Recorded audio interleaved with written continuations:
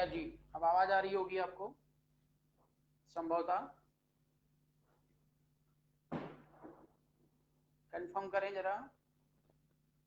अजय शाकिया जी, अंधेरा कितना भी खड़ा हो एक दिन दिया राह दिखाई देता है, बढ़ते राह दिखाई देता है, बढ़ते रहें लगातार कदम तो मंजिल तक पहुंचा ही देता। वाह वाह भाई, बहुत अच्छे अच्छे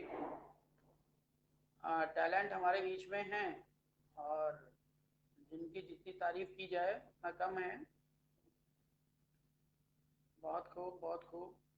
आवाज आ रही है? एक बार जरा कंफर्म करें। संभवतः आवाज आ रही होगी, हमारी तरफ से तो सब कुछ फिट है।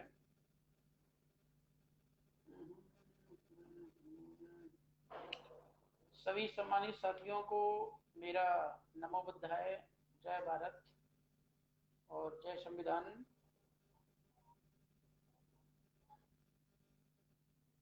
अभी भी नहीं आ रही है, आवाज नहीं आ रही है, ऐसा कैसे हो रहा है? अब आवाज आ रही है? प्रॉब्लम पता नहीं कहाँ हो जाता है। नेटवर्क खैर तो सब कुछ सही है। शैलेंद्र जी, जय भारत, कंफर्म करें आवाज आप तक पहुंच रही है या नहीं।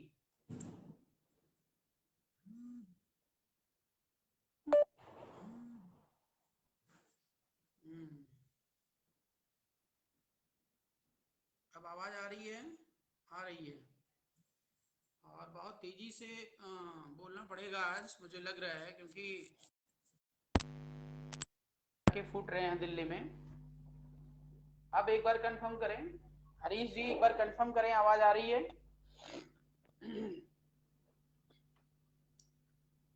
शैलेंद्र जी, फिर नहीं आ रही है आवाज? आ रही है?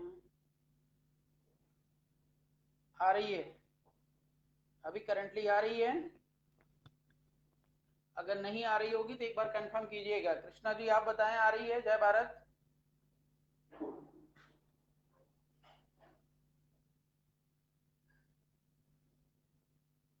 आप लोग एक बार रेडी हो जाएं, फिर बात को शुरू करते हैं।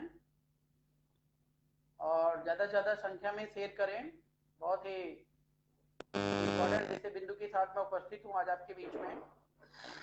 जैसा कि आप जानते हैं कि हमारा जो प्रोग्राम है वो सेट हुआ है टीडीएस के लिए, और टी और एस का आज टी दिन है, मीन्स थर्सडे है आज।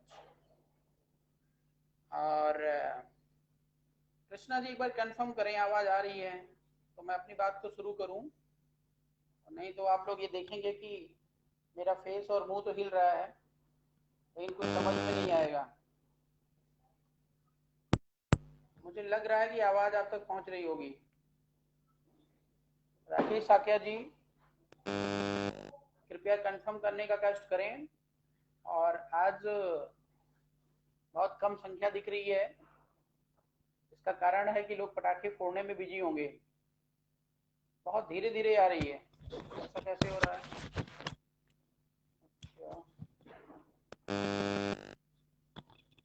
धीरे कैसे आ रही है? माइक मैं ऊपर कर लेता हूँ। चलिए माइक मैं ऊपर लगा लेता हूँ, नीचे गिर गया था।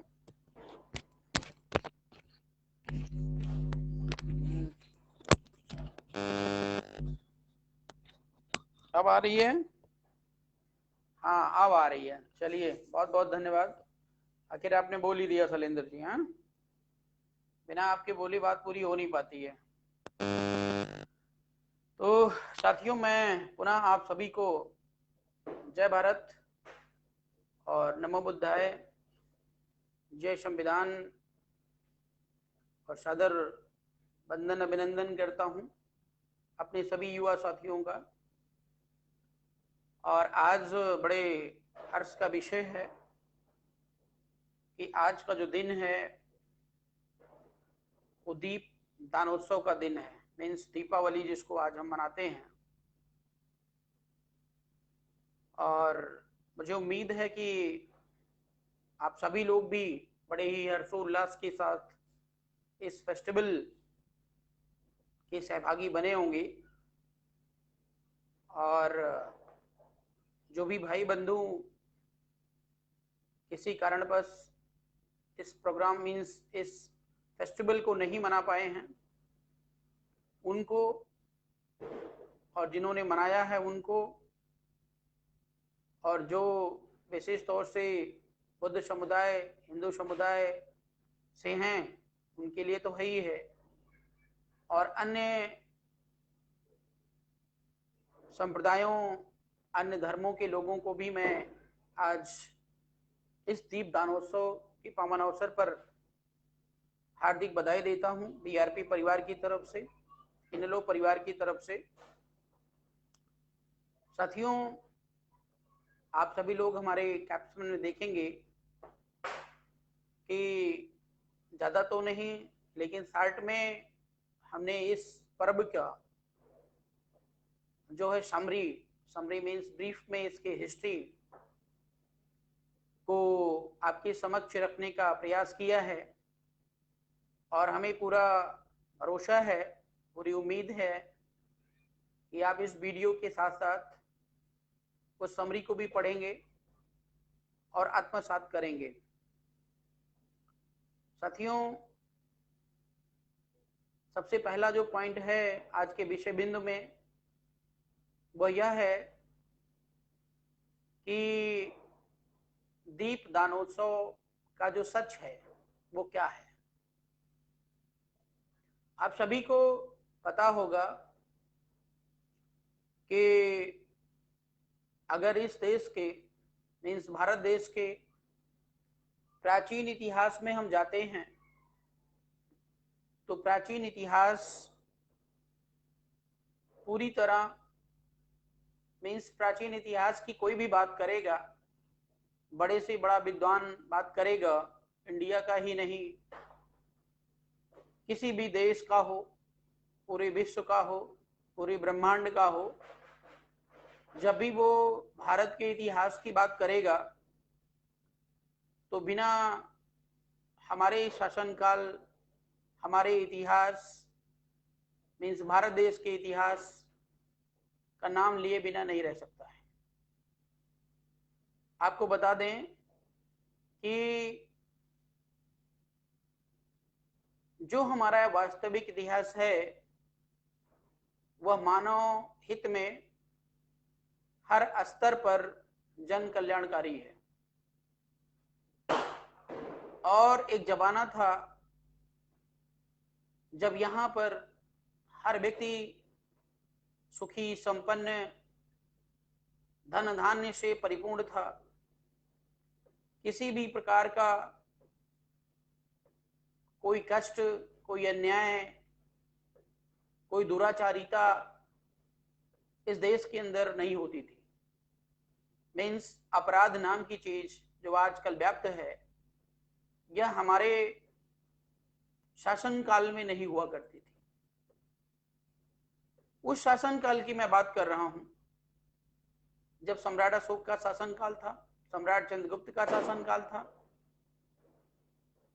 और ये सारे इतिहास जो हमारे हैं उनके सबके प्रेरणा स्रोत रहे हैं तथागत गौतम बुद्ध। और ये दीपदानोत्सव का जो उत्सव है,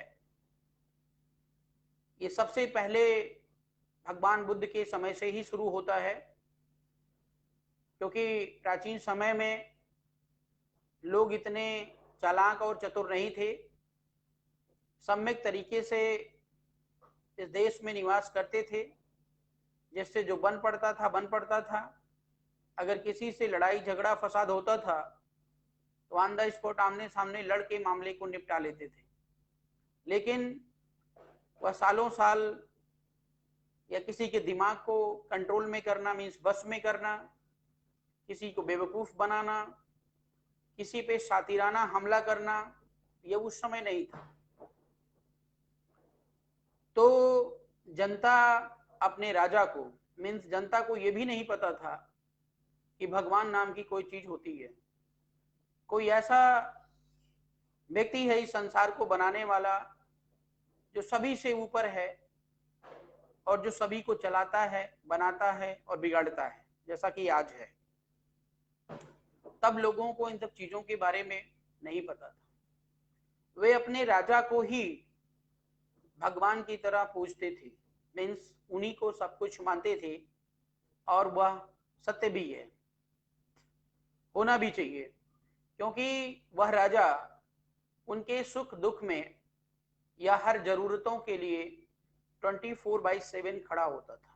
मीन्स जहां आपकी समस्या का समाधान हो जाए उसे भगवान का दरबार कहें या उसे भगवान कहें, ये जायज है।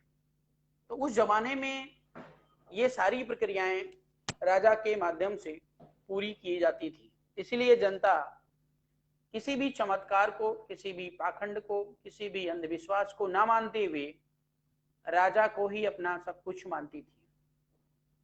और ये उस समय की बात है कि जब इस देश नहीं कहेंगे, इस ब्रह्मांड के सृजनकर्ता, तमाम आपने देवी देवताओं का नाम सुना होगा, ब्राह्मणों के माध्यम से, और उनको पालनहार सृजनकर्ता का नाम दिया जाता है।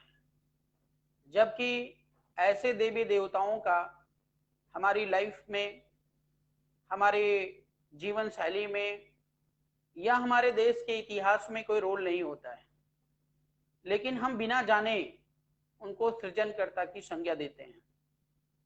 जबकि इस पूरे ब्रह्मांड के अगर सृजनकर्ता की मैं बात करूं तो इस पूरे ब्रह्मांड के सृजनकर्ता का अगर श्रेय जाता है तो वह जाता है तथागत गौतम बुद्ध को।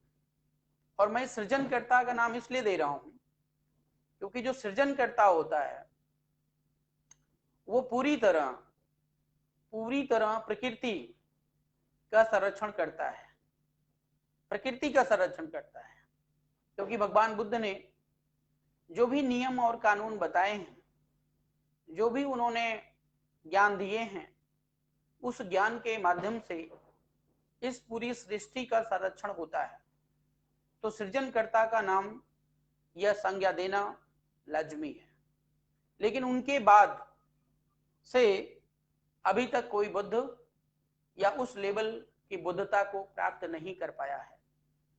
तमाम महापुरुष ने, तमाम बौद्ध भिक्षुओं ने बुद्ध के मार्ग पर चलकर, उनके बताए हुए मार्ग का अनुसरण करके इस सृष्टि के संरक्षण के लिए कार्य किया है।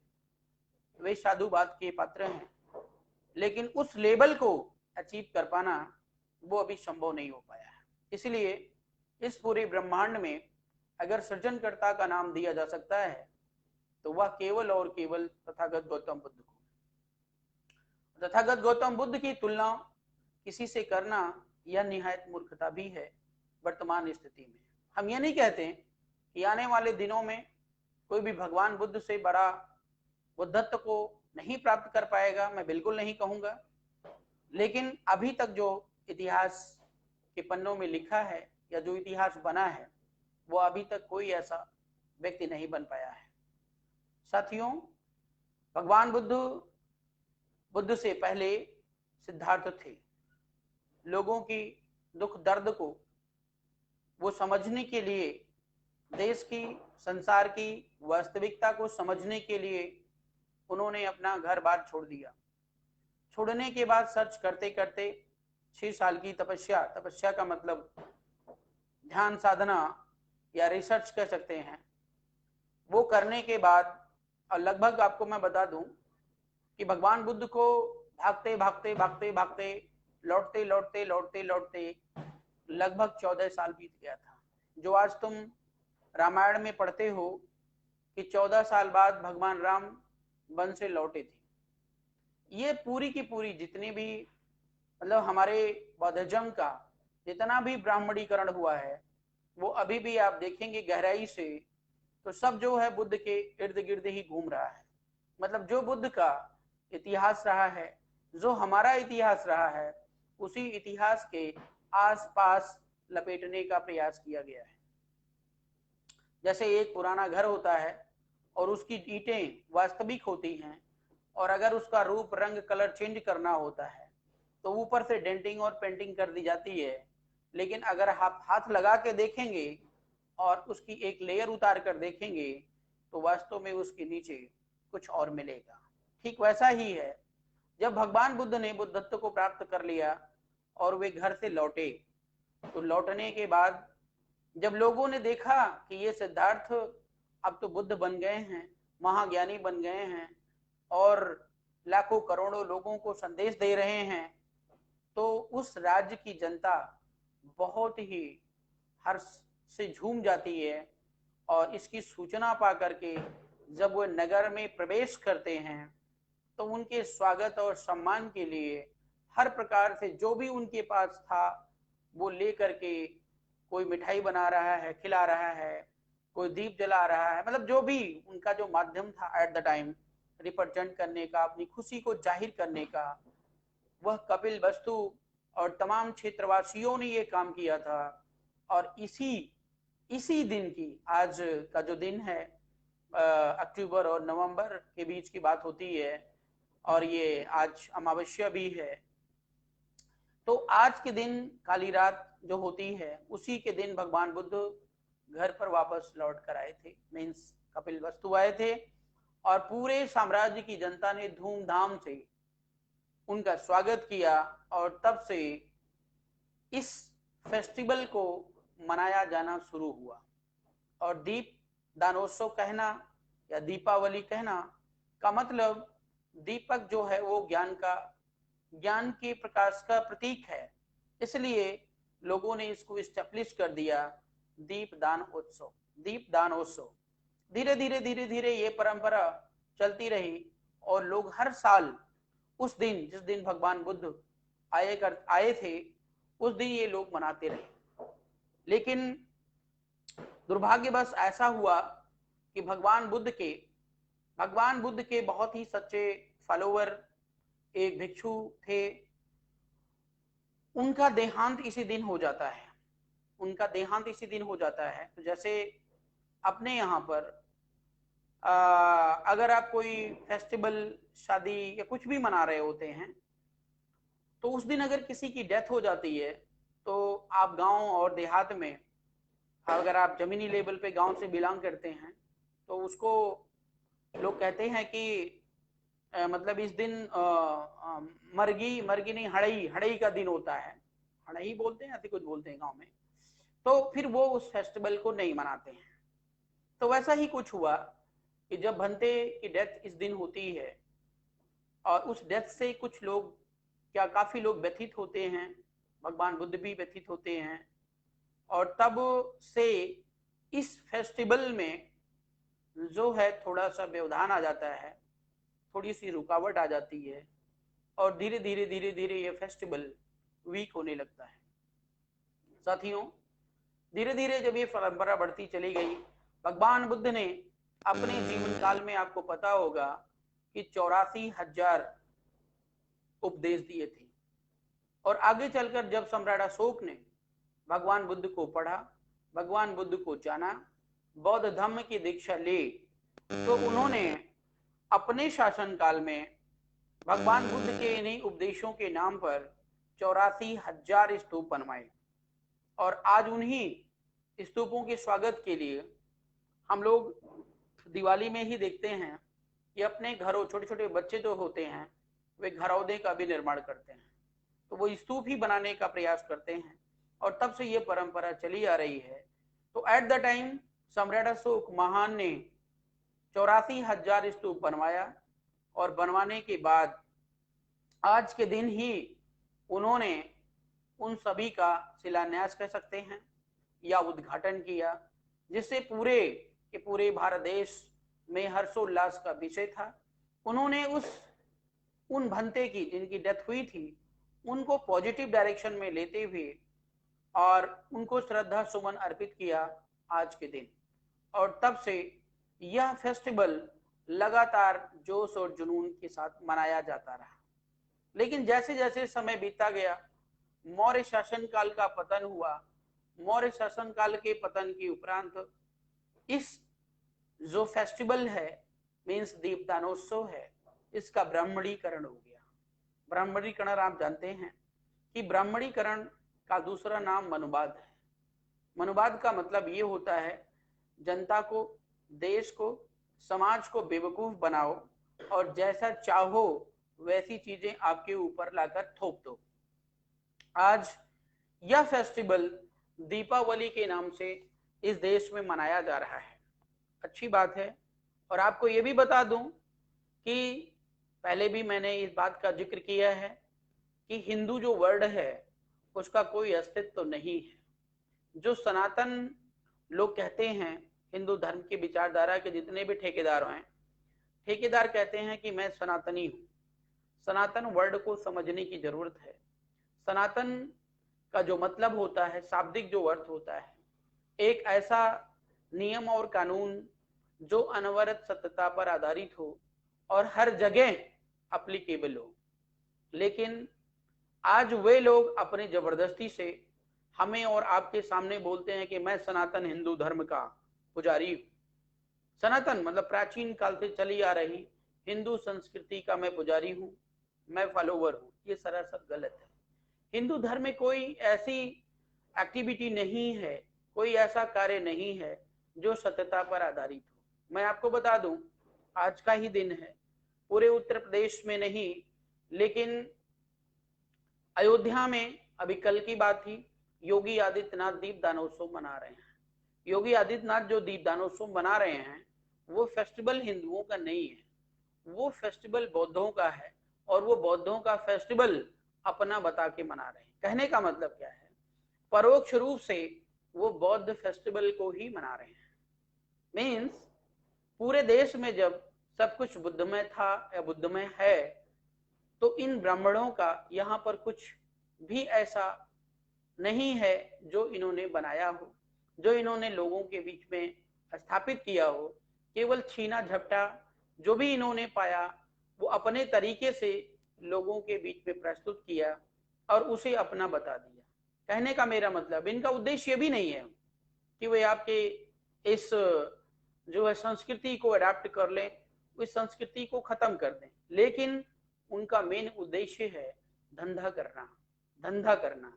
और उस धंधे के लिए वे किसी भी हद तक जा सकते हैं, जो आज हिंदू धर्म के ठेकेदार बने हुए हैं। साथियों, हमारे देश में जब जब विदेशी यहाँ पर आए हैं तब तब इस देश का पतन करने का प्रयास किया है। और जो व्यक्ति इस देश की परंपरा से, इस देश की धरोहर से कोई ताल्लुक ना रखता हो, वो इस देश की संस्कृति को विनाश करना ही चाहेगा। उदाहरण के लिए अंग्रेज यहाँ पर आए थे, व्यापार करने आए थे, उन्होंने न जाने क्या क्या चीजें चेंज किया, इस देश को लूटा और अपने तरीके से प्रस्तुत करने का प्रयास किया है। ठीक उसी तरीके से ये ब्राह्मण जो यहाँ पर हैं, मीन्स अब मैं नहीं कह रहा हूँ, इतिहास बता रहा, मैं किसी का विरोध नहीं कर रहा हूँ। एज अ पॉलिटिकल पार्टी धर्मनिरपेक्षता की बात करते हुए भारत देश में प्राप्त नागरिकता वाले हर किसी व्यक्ति को सम्मान करने की मेरी जिम्मेदारी है। लेकिन जो वास्तविकता है, जो लोग आपके बीच में नहीं बताते हैं, वो उसे मुझे मजबूरी में बताना पड़ रहा है। क्योंकि आज मीडिया, आज जितने भी, चाहे वो प्रिंट मीडिया हो, चाहे वो इलेक्ट्रॉनिक मीडिया हो, और चाहे कोई भी नेता हो, वे सारे के सारे इस देश को एक पता नहीं न जाने किस डायरेक्शन में ले जाना चाहते हैं कि वे सत्यता को छुपा रहे हैं। और अगर वो सत्यता को छुपा रहे हैं तो कहीं नहीं कहीं वो देश की जनता को गुमराह कर रहे हैं। तो योगी आदित्यनाथ ने राम के नाम पर दीपदानोत्सव मनाया, बड़ी अच्छी बात है, बड़ी खुशी की बात है। लेकिन योगी आदित्यनाथ जी से मेरा निवेदन ये है कि तुम हिंदू धर्म के इतने बड़े ठेकेदार हो, तो बौद्ध जो आप कहते हो कि बौद्ध धर्म हिंदू धर्म का एक पार्ट है, इसको आप उल्टा करिए। हिंदू धर्म जो आपने बनाया है वो बौद्ध धर्म से निकला हुआ है। तो आप बुद्धिस्ट हो जाओ, हमारे लिए कोई प्रॉब्लम नहीं है। आप बुद्ध धर्म का प्रचार प्रसार करिए जो मानव हित में कल्याणकारी है, हमें कोई प्रॉब्लम नहीं है। लेकिन प्रॉब्लम यह है कि आप ऐसी संस्कृति का प्रचार प्रसार कर रहे हैं, आप ऐसी व्यवस्था का प्रचार प्रसार कर रहे हैं, आप ऐसा नीति नियम लागू कर रहे हैं जो मानव हित के लिए कल्याणकारी नहीं है। इसलिए हमें बोलना पड़ रहा है। हमारे देश की जो जनता है वो धीरे धीरे इन सब चीजों में लिपट गई। लिपट जाने का मतलब क्या है कि परंपराएं, जैसे अगर मैं किसी को इतिहास बताऊं, मैं मौर्य समाज में ही कुछ लोगों से अगर बात करता हूं तो मैं उनसे ये जब कहता हूं कि तुम्हारे पुरखे ये थे और तुम्हारे दादा लोग ये थे, तो वो कहते हैं हमको पुरखों से क्या लेना देना है, हम अपना रोजी रोटी अपने तरीके से कमाएं और खाएं। तो उनको, मेरा मतलब है 100 साल पुरानी बातें या 2000 साल पुरानी बातें, ये सब चीजों से उनका कोई लेना देना नहीं होता है। वे सामने जो देखते हैं वह वो मान लेते हैं बिना जाने भी, और उसी धारा में, भेड़ियों की चाल में जैसे सब बह रहे होते हैं वैसे वो भी बहते हुए चले जाते हैं। ये सबसे बड़ी मतलब प्रॉब्लम है। तो आज जो देश में माहौल बनाया जा रहा है, वह देश में जो माहौल बनाया जा रहा है वो टोटल और टोटल हिंदू व्यवस्था को जो है पूरा का पूरा प्रचार प्रसार करने का माहौल इस देश में लागू करने का प्रयास किया जा रहा है। और उसकी सबसे बड़ी वीकनेस हम और आप हैं। क्योंकि आपको मैं बता दूं, आज मैंने एक पोस्टर देखा और वो एक लीडर का ही पोस्टर था, लीडर नहीं, ग्राम सभा के प्रधान थे, उनका एक पोस्टर था। 2 पोस्टर उन्होंने जारी किया और एक पोस्टर में उन्होंने हनुमान जी, लक्ष्मी जी, गणेश जी सभी की फोटो लगा करके और ग्राम सभा वासियों को बधाई दी। और दूसरे पोस्टर में उन्होंने क्या किया, भगवान बुद्ध, सम्राट अशोक, बाबा साहब भीमराव अंबेडकर, अन्य महापुरुषों की फोटो लगा करके उन्होंने सभी के मंगल, सभी के उज्जवल भविष्य की मंगल कामना की। अब आप सोचिए जरा कि जो हमारे लीडर हैं, हमारे बीच के जो लीडर हैं, उन सबको ये पता है कि वास्तविकता क्या है, उन सबको पता है। लेकिन समस्या यहाँ पर यह है कि वे मेरी तरह उस वास्तविकता को बयां नहीं कर सकते, क्योंकि उन्होंने अपनी आइडेंटिटी को खो दिया है। आइडेंटिटी का मतलब आप समझ रहे हैं, अपना चरित्र जो है वो खो दिया है। जब व्यक्ति के अंदर अपना चरित्र खो जाता है या चरित्र नहीं रहता है, मीन्स अपना अपना ही नहीं रहता, मैं क्या हूं, मैं क्या हूं मुझे खुद नहीं पता है, मीन्स मैंने अपने को ही खो दिया है। मेरा मतलब समझ रहे हैं, स्वाभिमान की बात है, अपनी वास्तविकता की बात, जो मैं जान रहा हूं, जो मैं मान रहा हूं, वो मैं रिप्रेजेंट नहीं कर रहा हूं। तो ऐसी स्थिति में व्यक्ति कुछ नहीं होता है, उसका कहीं कोई मान और सम्मान नहीं होता है। तो मेरा कहने का मतलब ये है कि उन्होंने जो 2 पोस्टर बनाए, उस 2 पोस्टर में उन्होंने यह रिप्रेजेंट करने के प्रयास किया कि हमारे क्षेत्र में ऐसे लोग हैं, कुछ लोग हिंदू धर्म को मानने वाले हैं और कुछ लोग बौद्ध धर्म को मानने वाले हैं। तो हिंदू धर्म वालों के लिए ये पोस्टर और बौद्ध धर्म वालों के लिए ये पोस्टर, मीन्स जो अंबेडकरवादी विचारधारा को मानते हैं उनके लिए पोस्टर। तो ठीक है, आज कल के सिनेरियो के हिसाब से, पॉलिटिकल गेम के हिसाब से ये सही है। अगर पूरा का पूरा ग्राम सभा बुद्धिज्म को मानता होता तो ऐसे ग्राम प्रधान कह लो, ऐसे लीडर को बुद्ध का प्रचार प्रसार करने में कोई दिक्कत नहीं होती।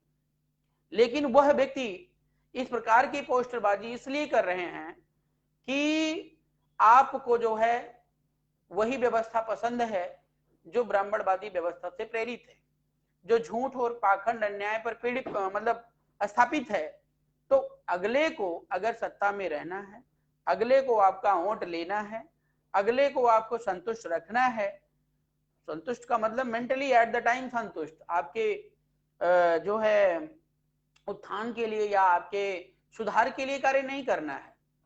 केवल सत्ता में बने रह करके आप ये कहते रहो कि नेताजी बहुत ही अच्छे हैं, वो हमारी बात को मानते हैं, वे हमारी विचारधारा को मानते हैं, वे हमारा विरोध नहीं करते हैं। तो अगले ने क्या, एक पोस्टर नहीं 10 पोस्टर और 10 धर्मों के लिए अलग अलग बना देगा और कभी भी वो धर्म पर या वास्तविकता पर बात नहीं करेगा। तो मेरा कहने का मतलब साथियों कि जैसे समाज होता है वैसे ही नेता पैदा होते हैं, वैसे ही प्रधानमंत्री बनते हैं, वैसे ही मुख्यमंत्री बनते हैं, वैसे ही ग्राम प्रधान बनते हैं। तो आज जो जरूरत हमें और आपको है वो समझने और सुधरने की जरूरत है। अगर आप पूरे के पूरे देश में बुद्ध धम्म का प्रचार प्रसार तेजी से जिस दिन हो जाएगा, बढ़ भी रहा है, बहुत तेजी से बढ़ रहा है आप लोगों के सपोर्ट में, जिस दिन तेजी से हो जाएगा उस दिन यही नरेंद्र मोदी, यही योगी आदित्यनाथ, यही अखिलेश यादव बुद्ध धम्म का झंडा लेकर दिन भर घूमते रहेंगे। क्यों? क्योंकि जनता मान रही है। अगर जनता नहीं मानती, जनता किसी और चीज की आदी है, तो उसके लिए वो व्यवस्था वो करते। और आज लगातार ये टेंडेंसी बढ़ती चली जा रही है कि मतलब ये नेचुरल ट्रुथ है। मैं आपको बता दूं, स्टेबिलिटी जो सृजनकर्ता की मैं बात कर रहा था या नेचुरल एक्टिविटी की बात कर रहा था, भविष्य में आने वाले दिनों में स्टेबिलिटी वहीं पर मिलती है जो नेचुरली करेक्ट होता है। तो ज्यादा दिन ये व्यवस्था आपके बीच में, हमारे बीच में नहीं रहने वाली है, क्योंकि हर युवा जो है वह प्रेरित हो रहा है देश की वास्तविकता को लेकर के। और हमारे तमाम नेता ये चाहते हैं, यहाँ तक कि अभी अरविंद केजरीवाल को भी मैं देख रहा था, आज बड़े ताम झाम के साथ पूजा पाठ कर रहे थे, लेकिन वो सिर्फ और सिर्फ उस व्यवस्था को बढ़ाने का प्रयास कर रहे हैं। वास्तविकता को उजागर करने से करने की हिम्मत किसी में नहीं है। हिम्मत तो है, लेकिन जब ये षड्यंत्र है, लोगों को गुमराह करना है, लोगों को चमत्कार दिखाना है, लोगों को झूठा इतिहास बताना है, तो वह व्यक्ति नौटंकीबाज ही होते हैं। साथियों, मैं आपको बार बार कहूंगा कि हमारी और आपकी राजनीति में, सामाजिक व्यवस्था में कहीं पर ये चीजें नहीं आनी चाहिए कि कौन किस धर्म को मानता है, कौन किस भगवान को मानता है। लेकिन आज जितने भी पॉलिटिशियन हैं वो आपको धर्म में उलझा के रखते हैं। इसलिए उलझा के रखते हैं क्योंकि धर्म के नाम पर ही उनका धंधा चल रहा होता है। और धंधा मतलब जानते ही, बिजनेस।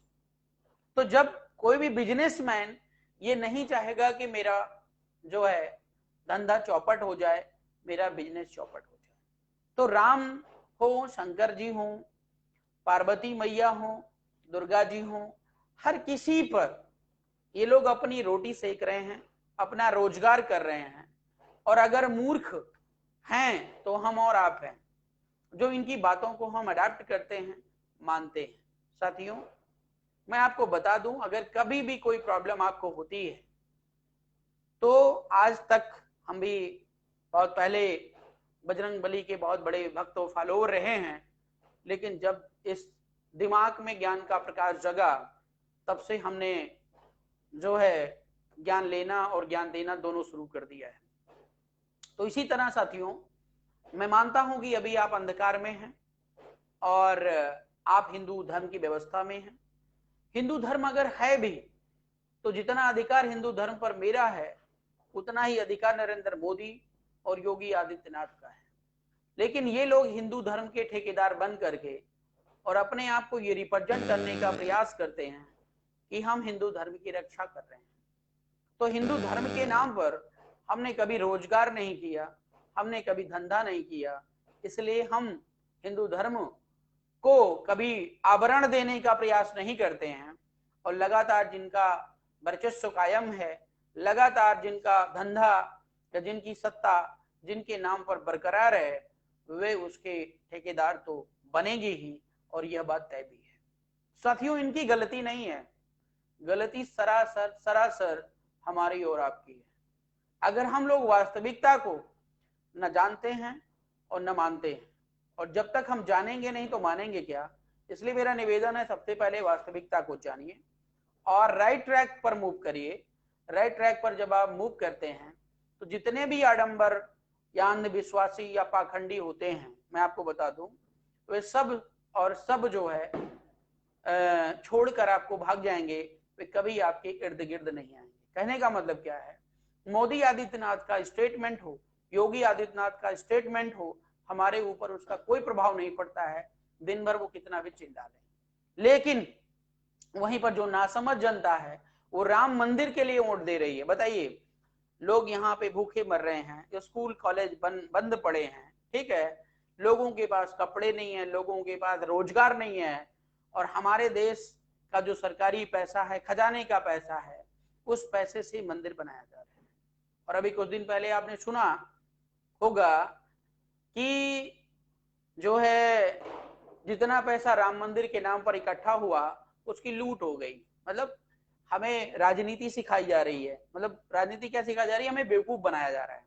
4 लोग इकट्ठा हो गए, धंधे के पैसे को इकट्ठा किया, पीछे से एक बंदा लेकर भाग गया, मीडिया वाले चपड़ चपड़ दिखा दिए, चोरी हो गए, और पुलिस वाले उसके पीछे लग गए, ढूंढते ढूंढते कोई ना मिला, कहानी खत्म। 10 दिन आप इंटरेस्ट लेते हैं और 10 दिन के बाद सारा इंटरेस्ट खत्म, पैसा भी गया और काम भी हो गया। तो भगवान के नाम पर ये धंधे हो रहे हैं, ये धंधे बंद होना बहुत जरूरी है। कौन किसको मानता है ये उसका व्यक्तिगत मैटर है, मैं नहीं जानता हूं। जैसे आपने सुना होगा कि सिगरेट के या बीड़ी के या कहीं पर भी जितने नशीले पदार्थ होते हैं उनके ऊपर ये लिखा रहता है कि सिगरेट पीना स्वास्थ्य के लिए हानिकारक है, या सिगरेट पीने से कैंसर होता है। अब आप कैंसर का कारण बनने जा रहे हो, आप सिगरेट पी रहे हो, दारू पी रहे हो या कोई भी नशा ले रहे हो, ये गलती आपकी है। लेकिन इस देश के अंदर यह बात रिप्रेजेंट होनी चाहिए कि हिंदू धर्म के जितने भी देवी देवता हैं ये सब काल्पनिक हैं, ये सब कहानी मात्र हैं। ग्रंथ जितने भी बनाए गए हैं ये सब मनगढ़ंत ग्रंथ हैं, इनका मानव जीवन से कोई लेना देना नहीं है, वास्तविकता से कोई लेना देना नहीं है, इतिहास से कोई लेना देना नहीं है। अब जनता माने या ना माने ये जनता के ऊपर डिपेंड करता है, लेकिन आप किसी पर दबाव नहीं दे सकते हैं। स्टीफन हॉकिंस ने आप लोगों ने पढ़ा होगा, स्टीफन हॉकिंस ने बहुत बड़ा साइंटिस्ट था, बहुत बड़े स्केल पर अगले ने दावा किया, इंटरनेशनल कोर्ट में भी दावा किया कि इस देश को चलाने वाला कोई भगवान नहीं है, कोई जो है चमत्कार नहीं है, कोई जादू नहीं है कि बस यूं आया मिनट में हिलाया और सही हो गए। तो इस जो प्रकृति है या नेचुरल एक्टिविटी, इसका सिद्धांत है, इसका लॉजिक है, इसका साइंस है जिसके आधार पर चल रही है। और अगर हम और आप मिलकर इस सृष्टि का संरक्षण करते हैं तो हम ही और आप इसके सृजनकर्ता कहलाएंगे।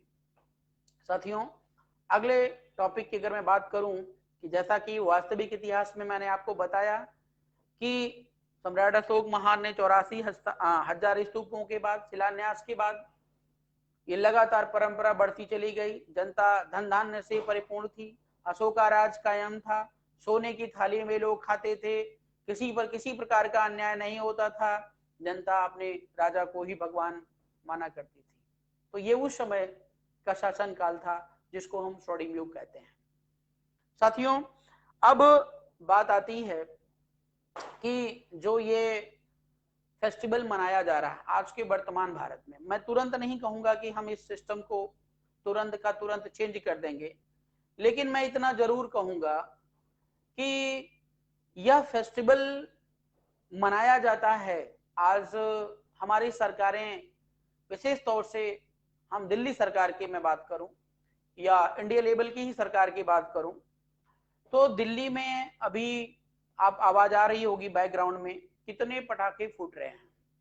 और अभी थोड़ी देर के लिए मैं बाहर निकला था तो मैं बता रहा हूं कि मास्क लगा के भी आप बाहर नहीं निकल सकते हैं, इतना पोल्यूशन है।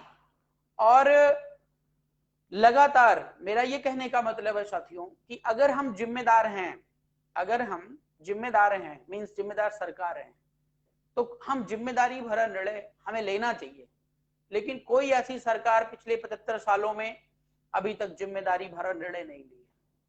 उदाहरण के लिए, जैसे मुझे पता है कि सिगरेट पीना स्वास्थ्य के लिए हानिकारक है, आप युवा हैं, आपके माता पिता भी हैं, आप बड़े हो जाएंगे, कल पेरेंट्स बनेंगे, तो अगर आपको पता है कि आपका बच्चा सिगरेट पीता है तो उसके लिए आप क्या व्यवस्था लागू करेंगे? उसको समझाएंगे? अगर वो नहीं मानेगा तो आप क्या करेंगे? अगर आपके बस में है तो सिगरेट की कंपनी को बंद करवा देंगे।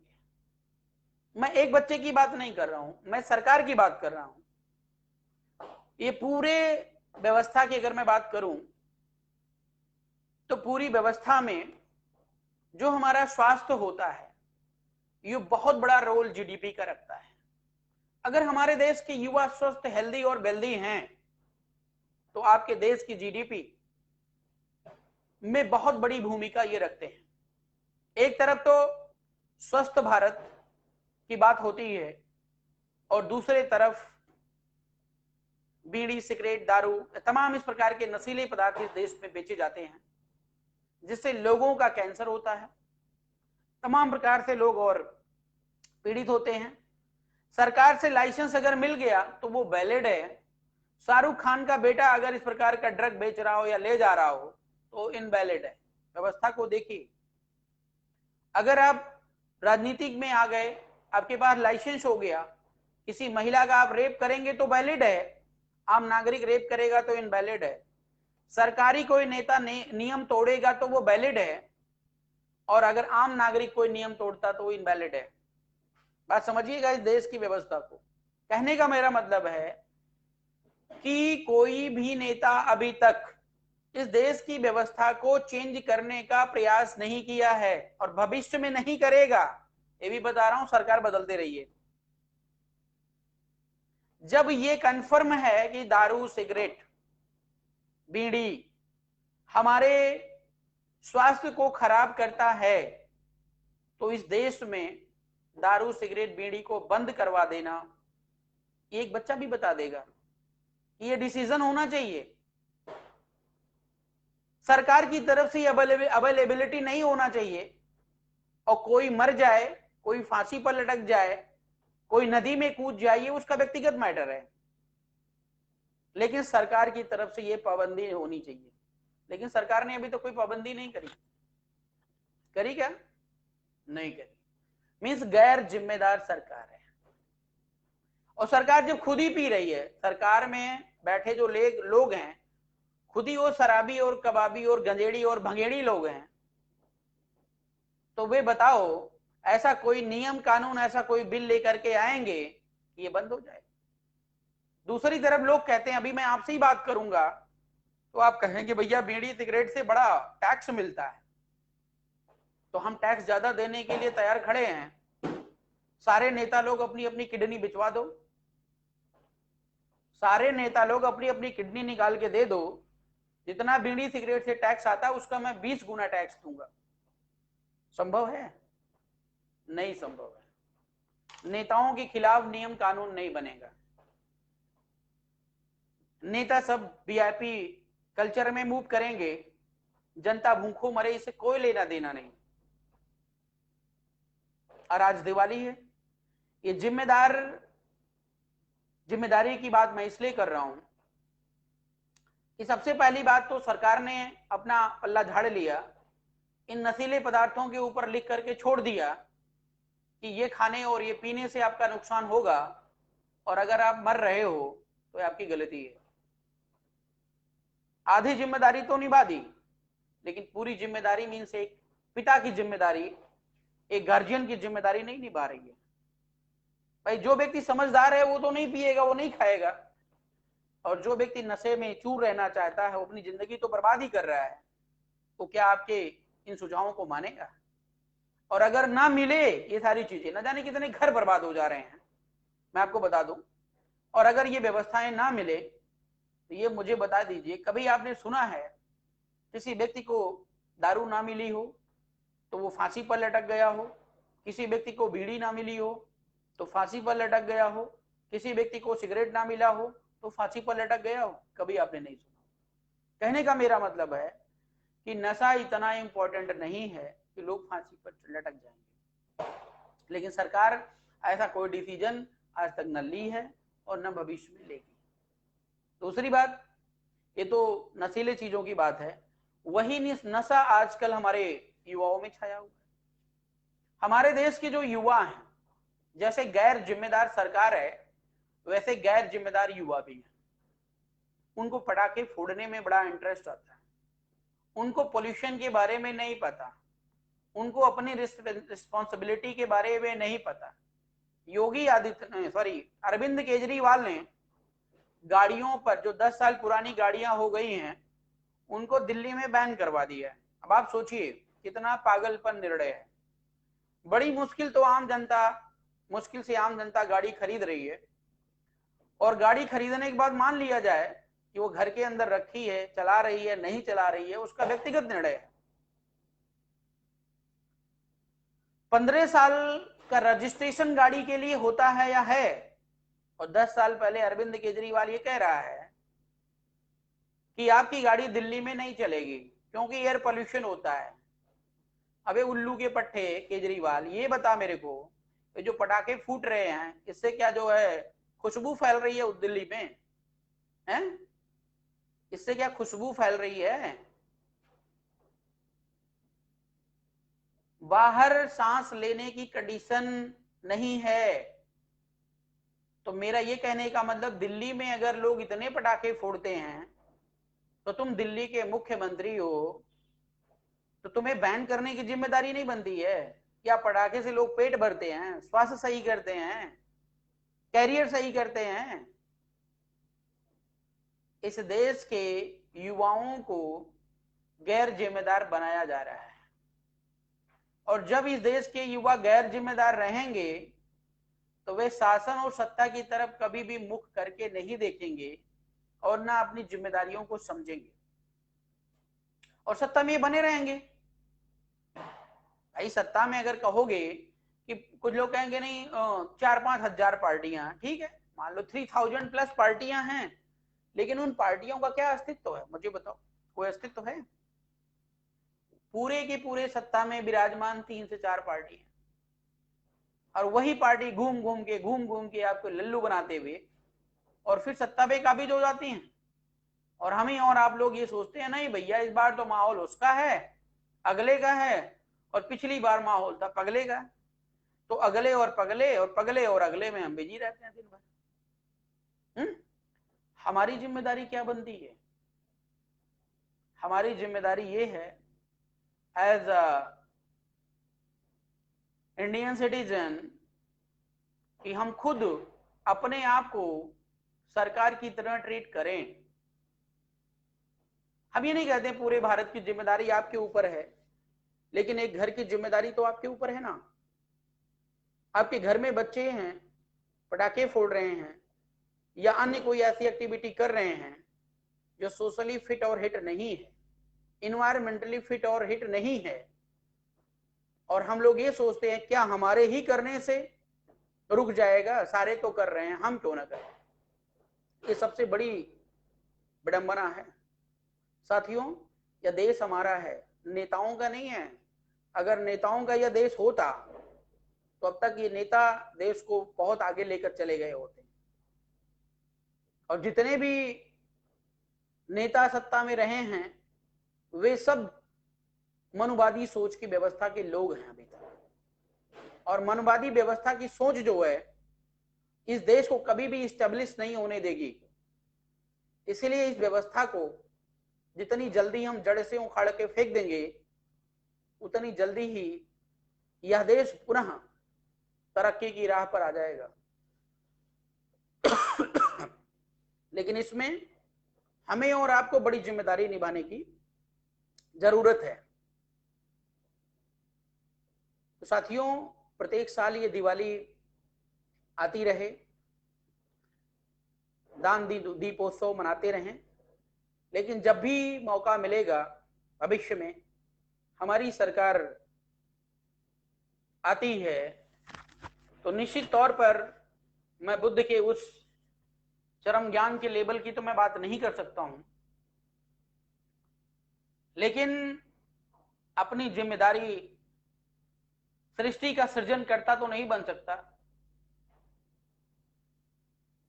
क्योंकि पूरी सृष्टि हमारे वश में नहीं है, लेकिन भारत का सृजन करता जरूर बन सकता हूं। ऐसी व्यवस्था हमें लानी है कि जहां पर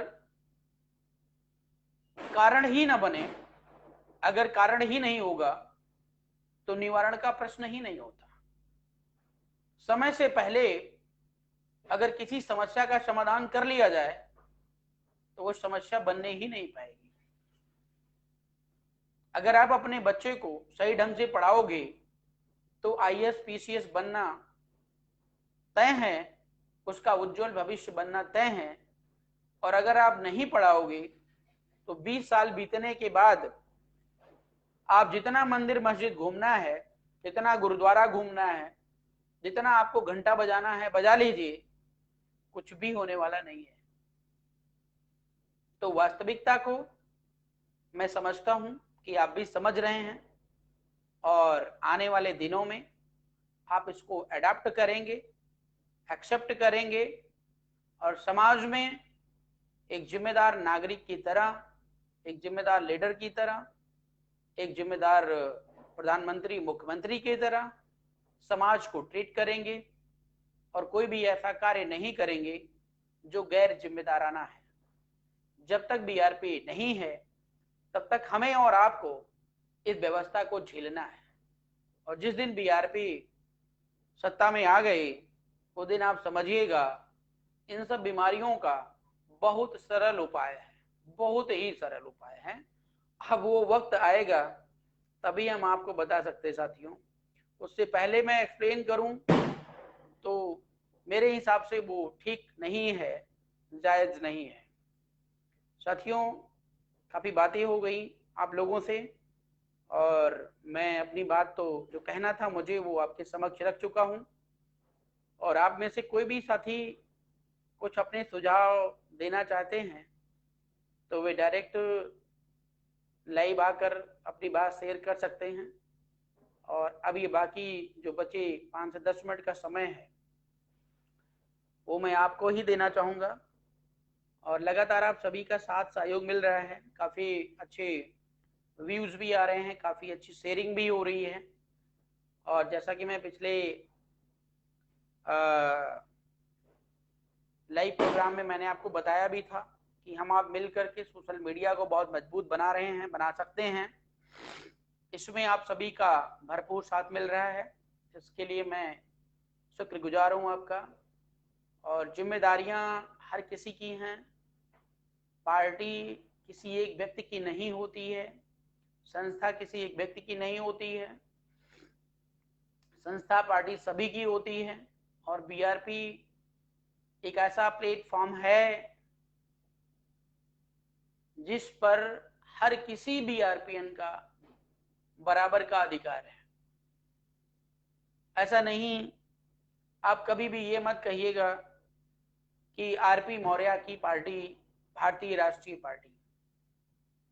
आप इसके बदले 4 से जूते मार लीजिएगा चलेगा, लेकिन कभी ये कहकर अपमान मत करिएगा कि बीआरपी आरपी मौर्य की पार्टी, क्योंकि इस पार्टी का जो संविधान स्ट्रक्चर है वो बहुत ही उत्कृष्ट है। और आने वाले दिनों में जो ये मनुवादी व्यवस्था है उसको खा जाएगी। खा जाने का मेरा मतलब ये है, जितनी भी जातिगत पार्टियां बनी हुई हैं सारी की सारी पार्टियों को समाहित कर लेगी बीआरपी। और जब बीआरपी समाहित कर लेगी तो आप समझ सकते हैं कि ना हिंदू और मुस्लिम की राजनीति होगी, ना अगड़े और पिछड़े की राजनीति होगी, ना दलित की राजनीति होगी, और न एससी एसटी ओबीसी के नाम पर राजनीति होगी, न ठाकुरों पंडितों की राजनीति होगी। सिर्फ और सिर्फ राजनीति होगी क्या, सर्वलोक हित में किए गए कार्यों की, आपसी सामंजस्य की, और एक ऐसी विचारधारा की जो हर स्तर पर मानव कल्याण के लिए उत्तरदायी है। साथियों, आप लोग जितनी जल्दी जागरूक हो जाएंगे उतनी ही जल्दी बीआरपी का वर्चस्व मेंटेन होगा। और लगातार बीआरपी की क्रेजिंग इस देश में बढ़ रही है, इसके लिए मैं कोटि कोटि आपका आभार व्यक्त करता हूं। साथ ही साथ ट्विटर अकाउंट हुआ, फेसबुक अकाउंट हुआ, व्हाट्सएप हुआ, इन सब चीजों पर आप लोग सक्रियता बनाए रखिए। जो भी पोस्टर बीआरपी से रिलीज होते हैं, आपके बीच में जाते हैं, उनको अधिक से अधिक लोगों तक पहुंचाने में हमारा साथ दें। और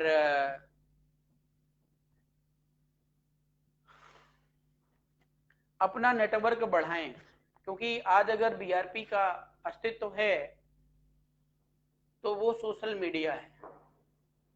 सोशल मीडिया के बिना बीआरपी का कोई अस्तित्व या बीआरपी की परिकल्पना करना ये हमें समझ में नहीं आता है। हमारे बीच में प्रेम जी हैं। जी नमो। प्रेम जी जय भारत। आवाज मेरी आ रही है आप तक? जी सर आ रही है आवाज आपकी। कहिए आप कैसे हैं? आपका आशीर्वाद है सर। साथियों को अपना परिचय दीजिए। जी सर, प्रेम मौर्य, डिस्ट्रिक्ट कहाँ बरेली, से ग्राम बात कर रहे हैं आप? मिर्जापुर से बोल रहे हैं सर हम। मिर्जापुर से? जी सर, नहीं तहसील डिस्ट्रिक्ट बरेली से हैं सर, गांव है मिर्जापुर। बिल्कुल बिल्कुल, बरेली से। तो क्या स्थिति है बताइए आप। आज आज तो दीप दानोत्सव का फेस्टिवल है। जी सर। हाँ, तो कैसे आप मना रहे हैं अपने क्षेत्र में? सर इधर क्या वही मनुवादी विचारधारा की ज्यादा वो होती है हमारे यहाँ साइड में सर। अच्छा, मनवादी विचारधारा अडॉप्ट मतलब अभी कहने का मतलब? जी जी जी। अच्छा अच्छा अच्छा। हाँ और तो सर ये। आप बीआर हम्म, जी सर। हाँ बताइए, आप बीआरपी से जुड़े हैं ना? हाँ सर, बीआरपी से जुड़े हुए हैं सर हम। तो बीआरपी की क्या आइडियोलॉजी, आप बीआरपी से क्यों जुड़े बताइए लोगों को। बीआरपी से क्या जुड़े सर, बीआरपी की जो भी जो है जो सिस्टम है सर, अपना जो संविधान है बीआरपी का, वो हमें हाँ। बहुत ही अच्छा लगा। और उसमें जो भी है हर समस्या का जो है ना समाधान उस संविधान में हमें देखने को मिला। क्योंकि अच्छा। अन्य हम्म पार्टियां हैं वह अपने अपने कंपनी हम्म के तौर पे उन्होंने एक बिजनेस, एक धंधा कर रखा है। और हम्म अपनी जो भारतीय राष्ट्र पार्टी जो अपनी बीआरपी है, इसमें हम्म जो है सब समानता का अधिकार दिया गया है। और हम्म अन्य के क्या होता है, कोई एक व्यक्ति को बना दिया, वो अपना कंपनी का एक मालिक बन हम्म गया पार्टी का। हम्म इसमें क्या हम्म। जैसे राष्ट्रीय अध्यक्ष जी जैसे हैं। उदाहरण भी दीजिए, उदाहरण भी दीजिए, जैसे कौन सी कंपनी की बात कर रहे हैं, थोड़ा लोग डिटेल में समझते हैं ना। जी जी जी। आप शॉर्टकट में बता दिए। जैसे तमाम लोग बोलते हैं कि जनता के बीच में जब लोग जाते हैं तो सीधे हम्म। सीधे अपनी पार्टी को बेहतर बता देते हैं, दूसरी की पार्टी को बेकार बता देते हैं। ठीक है। जी जी। हाँ। आपके गांव में ही अगर हम जाएं तो हम बताएंगे नहीं बीआरपी अच्छी है, और दूसरा हम्म। जाएगा तो दूसरा बताएगा नहीं उसकी पार्टी अच्छी है। और इसी में आम जनता हो जाती कंफ्यूज, वो समझ नहीं पाती आखिर अच्छापन क्या है। जी तो सर। जो आपने बीआरपी का संविधान पढ़ा है, उस हम्म। संविधान में अन्य पार्टियों के संविधान में क्या अंतर देखने को आपको मिला? अन्य पार्टियों के सर अभी तक संविधान तो खैर नहीं पढ़े हमने, लेकिन जो अपनी तो पढ़े ही पार्टी का नहीं आपने संविधान? संविधान मार्केट में आया ही नहीं कहने का मतलब। हाँ हाँ, अपनी जो पार्टी का संविधान है सर, इसमें सबसे बड़ी चीज यही देखी है कि हर व्यक्ति को हम्म जो है हम्म अपना जो है क्या कहते हैं हक और अधिकार की जो भी है, जैसे कि हर हम्म। आदमी राजनीति जातीय कर सकता नेतृत्व दिया गया है पार्टी में, जातीय नेतृत्व दिया गया है, है। ताकि और हर, इसमें मेरा मानना है कि देश से या तो जातियों को खत्म कर दिया जाए, और या हम्म। फिर हमारे समाज के लोगों को जातीय नेतृत्व दे दिया जाए। अब आरपी मौर्य हम्म। अगर राष्ट्रीय अध्यक्ष है तो मौर्य सोसाइटी के लोग तो बड़ी आसानी से जुड़ जाएंगे, विश्वास भी कर लेंगे। ठीक है, उसमें भी सर कुछ विश्वास नहीं करेंगे। जी सर, ये हैं कंफ्यूजिंग सर और अक्सर होती है। हाँ बताइए क्या कह रहे हैं। यही कंफ्यूज जो है हर व्यक्ति में अक्सर ये देखने को मिलती है कि लोग ये हाँ कहते हैं कि बीआरपी पार्टी के जो राष्ट्रीय अध्यक्ष हैं वो मौर्य जी हाँ हैं, तो मौर्य हाँ। की ही सपोर्ट। लोगों के अंदर कंफ्यूजन है सर अभी। नहीं नहीं, बात ये है ना, देखिए जब कोई कारवां आप लेकर चलते हो ना भैया, जी। तो क्या होता है कि जो ब्लड रिलेशन होता है, ठीक है ना, हम्म। ब्लड रिलेशन होता है। जैसे आपकी आइडियोलॉजी हमारी आइडियोलॉजी मैच कर रही है तो आप हमारे नजदीक आ जाओगे। ठीक है। जी सर। जैसे आप लिखते हैं मौर्य टाइटल, हम भी लिखते हैं मौर्य टाइटल, तो सबसे पहले तो जी आपके अंदर पॉजिटिव एनर्जी का संचार हुआ कि अपना कोई भाई है। ठीक है, हुआ कि नहीं हुआ? अच्छा, दूसरी हाँ। बात है कि आपकी हर एक्टिविटी तो नहीं कहूंगा, लेकिन 90-95% एक्टिविटी हमसे आपसे मैच करेगी, इसलिए हम नजदीक आ गए। आगे नहीं आ गए। जी जी। लेकिन हमारी वो तौर तरीका नहीं है अखिलेश यादव की तरह कि लोहिया की बात करें, समाजवाद की बात करें, और अखिलेश यादव का जो परिवारवाद है वो समाजवादी हेलो। है। अखिलेश यादव के हिसाब से जो उनका समाजवाद है वो हम्म। परिवारवाद ही है, वो आरपी मौर्य के पास नहीं है। जी आप सर। समझ रहे नहीं? हम तो हाँ मौर्य सर। भी नहीं लिखते थे, हम तो आरपी द भारतीय लिखते थे, आपको पता होगा। और मौर्य जी इसलिए लिखने लगे क्योंकि लोग कहीं ये ना मान ले कि ये लावारिस है, कोई इसका कोई वारिस ही नहीं है, पता नहीं कहां से आया हुआ है, हैं? जी सर। क्योंकि जनता आजकल बड़ी चालाक है, वो जब चाहती है किसी भी बात को इशू बना करके वो ला करके पटक देती है। अभी जैसे इलेक्शन में मान लो कहीं से लड़ रहा हूं या हमारा कोई भी कैंडिडेट लड़ रहा है, और 4 दिन इलेक्शन को बचा हुआ है, कोई दूसरा जाकर के जनता को गुमराह कर देगा, कहेगा अरे अरे ये तो मौर्य नहीं है, ये तो कोई और है, ये तो पंडित है, ये तो ठाकुर है, ये तो एससी है, कुछ भी बता देगा।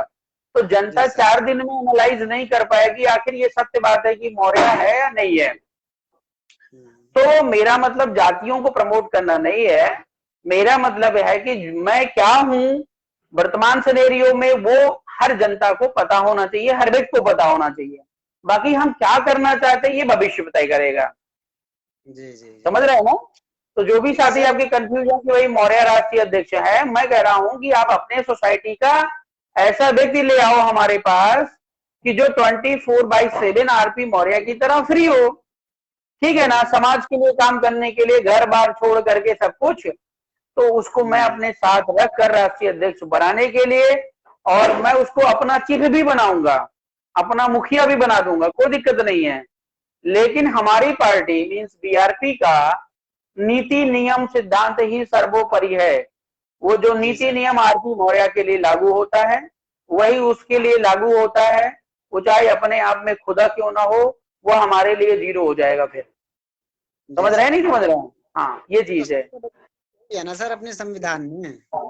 हाँ जी, सबसे बड़ी चीज तो खास है ना सर अपने संविधान में। हाँ बड़ी खास बात है। तो आपके यहाँ पर क्या माहौल चल रहा है पॉलिटिकली? अभी किस पार्टी को लोग वोट सपोर्ट करने का प्रयास कर रहे हैं, तो इधर जिताने तो का कोई प्रयास कर मतलब फिक्स अभी किसी का का फिक्स नहीं है। नहीं है? अच्छा, चलिए किसी आत्मनिर्भर लोग हो वहां पर, कहने का मतलब। और सर ये कहना चाह रहे थे आप कि जो है अपने जो संविधान की कोई हाँ क्या करें, फिर से बोलिए। संविधान है अपना, इसका कोई वीडियो या ऑडियो जी, होगा सर? मतलब ऑडियो कैसे रेड करके? जी सर जी। नहीं वो आप YouTube चैनल पे जाइए, वहां पर आपको मिलेगा, काफी चीजें हमने बता रखी है। हमारे लोगों में एक बहुत बड़ी कमी है, देखिए YouTube चैनल बना हुआ है हमारा इनलो के नाम से, ठीक है, और लोगों के पास समय नहीं होता ना देखने का, ना लाइक सब्सक्राइब करने का। अरे ठीक है देख तो लेंगे लेकिन उसको सब्सक्राइब भी नहीं करेंगे, समझ रहे हैं ना? और आपको बता दूं कि मैं ये सोच रहा हूं कि एक बंदे को हम YouTube चैनल पे बिठाएं और दिन भर काम करे वो बंदा, तो YouTube चैनल से भी पैसे आते हैं, ठीक है ना? अगर YouTube चैनल से मुझे 15-20 हजार या 50 हजार महीने के आने लगे हैं, तो मुझे एक नहीं 4 बंदे को मैं बिठा दूं काम करने के लिए। और ये 15-20 हजार या 50 हजार कैसे आएंगे? आप लोग उसको लाइक सब्सक्राइब करोगे, उसके सब्सक्राइबर बढ़ेंगे, उसके व्यूवर बढ़ेंगे, तो अपने आप आज आने लग जाएंगे। आएंगे नहीं आएंगे? पॉलिटिकली स्ट्रांग होने का मतलब होता है कि अभी देखो मैं आपको बता दूं, एससी वर्ग में मैं बता रहा हूं कि दिल्ली में एक मीडिया बनाई हुई है, और लगभग 50 लोग होंगे मीडिया में, मीडिया का एक ग्रुप बना रखा है। कहीं पर भी होता है वो बंदे लग जाते हैं, अम्बेडकरवादी एकदम कट्टर विचारधारा के लोग। इस समय खैर वो बात अलग है कि जातिवादी व्यवस्था में वो भी ग्रसित हैं और मायावती को सपोर्ट कर रहे हैं। तो मैं आपको बता दूं एक चैनल पे 50,000 सब्सक्राइबर थे, ठीक है ना? तो शुरुआत में, और 50 लोगों ने सब्सक्राइबर बना लिया, सब मतलब चैनल बना लिया, और वही 50,000 सब्सक्राइबर सभी पे सब्सक्राइब कर दिए। समझ रहे हैं ना? तो एक बंदे को 20,000 आ ही रहा था महीने का, और सभी बंदे को 20,000 आने लग गया। समझ रहे हैं ना? तो सारे लोग दिन भर कैमरा लेकर क्या करते हैं, घूमते रहते हैं, बस केवल वीडियो बनाना, कैप्चर करना, ठीक है ना, लोगों को जोड़ना और अपनी बात को कहना। तो हम तो समाज में से चाहते बहुत सारे आते पत्रकार निकले, लेकिन सोर्स ऑफ इनकम तो बनाओ यार। सोर्स ऑफ इनकम बनाने के लिए ना तुम लाइक करोगे ना सब्सक्राइब करोगे, और कहोगे आरपी मौर्य जो है वो पीछे चल रहा है? जी सर। अभी कल की बात हो रही थी ना, एक बंदा बोला कि अरे बाबू सिंह कुशवाहा इस बार जीतेंगे नहीं, वोट पाएंगे नहीं, तो वो हार जाएंगे, तो मैं उनको वोट क्यों दूं? हमने कहा उल्लू के पट्टे, ये बता कि जब तू वोटे नहीं देगा तो उनका अस्तित्व क्या मेंटेन होगा? आरपी मौर्य कल तू बोल रहा है बाबू सिंह कुशवाहा भाग जाएंगे, परसों बोलेगा आरपी मौर्य भाग जाएंगे, हैं? और आएगी वही बीजेपी, वही कांग्रेस, वही सपा, वही बसपा। तो क्या उखाड़ लेगा भाई, मुझे बता जरा, कोई सोल्यूशन होगा, कोई निकलेगा कि? तो मेरा ये कहने का मतलब है कि RP Maurya and the party BRP भारतीय राष्ट्रीय पार्टी एकदम रुकी हुई है, भगवान बुद्ध की तरह स्टेब्लिश है, हमें कहीं भागना और भगाना नहीं है। मेरा जनता से अपील है कि वो रुक जाए, वो भटकना बंद कर दे, अपना एक मार्ग ढूंढ ले कि ये मेरी पार्टी है और इसके नीति नियम हमें पसंद है, हमें उसके आधार पर चलना है। सत्ता में है या नहीं है ये बाद की बात है, जब आप अपने आप को स्टेबल कर पाएंगे तो ऑटोमेटिकली आप सत्ता में आ जाएंगे कर। जी सर। लेकिन आप भटकते रहेंगे आत्माओं की तरह तो कोई मतलब ही नहीं बनता, कभी बीजेपी कभी कांग्रेस। हाँ का भी सर कहिए। कारण है ना, हैं क्या कह रहे हैं? नेटवर्क आपका बहुत वीक हो रहा है। हेलो। हाँ हाँ आवाज आ रही, बताएं। भटकने का भी कारण है ना सर। क्या कारण है? कारण यही है, हमारे जो है समाज के जो कुछ गिने चुने जो चुनिंदा लोग होते हैं, वही लोग अफवाह हाँ। फैला। सबसे बड़ा कारण तो यही है सर, वो पैसे के लिए अरे तो भ्रष्टाचार कर। राजनीति एक बहुत बड़ा बिजनेस होता है, और जो राजनीति करते हैं ना, इसमें नेता कम विक्रेता ज्यादा होते हैं। आप समझिएगा, जी। मैं भी इतनी देर से मैं क्या बता रहा था, देश की जनता को बेवकूफ बनाना ही राजनीति है। और गलती जो आप कह रहे हैं सही है कि आपके विशेष तौर से मौर्य समाज की अगर मैं बात करूं, तमाम लीडर आए हुए हैं, आए और आने के बाद वो अपनी रोटी सेकने का काम किए। तो जब रोटी सेकेंगे जनता का विश्वास टूटेगा, जनता का विश्वास टूटेगा तो जनता भटकेगी। जनता कैसे हेलो। मानेगी RP Maurya is the best? पहले वो आजमाएगी तभी तो मानेगी। जी जी। आवाज आ रही है मेरी? जी सर। चलिए ठीक है, और कोई विशेष प्रश्न हो तो बताइए मुझे, नहीं नहीं, और नेटवर्क में कोई थोड़ी प्रॉब्लम हो रही। जी सर। ठीक है, आप फोन करिए, लोगों को जोड़िए, हम आपके बरेली आ रहे हैं, कार्यक्रम वगैरह अरेंज करवाइएगा।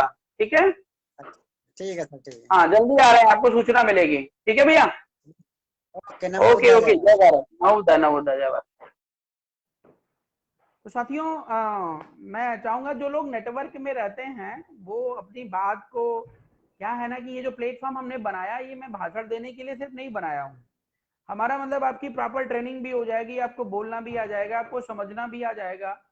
और नहीं तो ये चीजें अरेंज कर पाना हमारे लिए बड़ा कठिन होता है। पहले भी हमने अरेंजमेंट किया था, Ashoka national institute of leadership के लिए हमने ऑनलाइन प्रोग्राम शुरू किया था, लेकिन अभी वो रुका पड़ा है। रीजन क्या है कि नेटवर्क रहता नहीं है, लोग वहां तक पहुंच नहीं पाते हैं, या उनको बुलाना हमारे लिए डिफिकल्ट होता है। तो जो भी साथी सोशली एक्टिव हो पाते हैं, ऑनलाइन आ पाते हैं, वे अपनी बात को, सामाजिक समस्याओं को डेली या तीसरे दिन शेयर करना ना भूलें। और उनका स्वागत है। हम तो प्रैक्टिकली यार आपके पास तो टाइम पूरा दे रहे हैं, ऐसा तो नहीं कि हमने 8 से 9 बोल दिया तो 9 बजे स्विच ऑफ हो जाएगा, चाहे आपकी बात हो या ना हो। तो मैं तो एज अ लीडर नहीं, एज अ ब्रदर की तरह आपके साथ बिहेव कर रहा हूँ ना, तो मुझे लगता है कि आपको फ्रंट में आने की जरूरत है। साथियों, काफी समय हो चुका है और मैं चाहूंगा कि अपनी बात को विराम दूं, क्योंकि आपको भी लेट हो रहा है, और आज का इम्पोर्टेंट टाइम पीरियड मैंने आपके लिए, इसके लिए मैं क्षमा प्रार्थी हूँ, क्योंकि आज दीप दानोत्सव है और आप सभी अपने अपने घरों में कहीं ना कहीं बिजी होंगे।